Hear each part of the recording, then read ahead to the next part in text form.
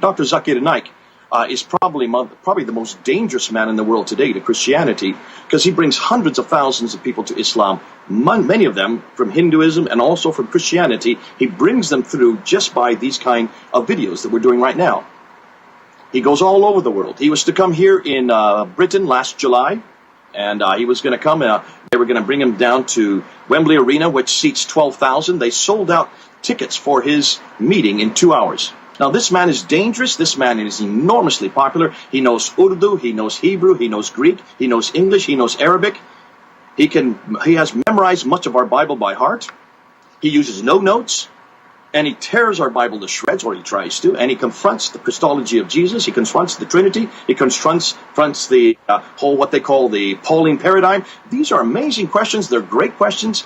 They're foundational to everything we believe, and he's enticing and he's engaging hundreds of thousands of Muslims to follow his example.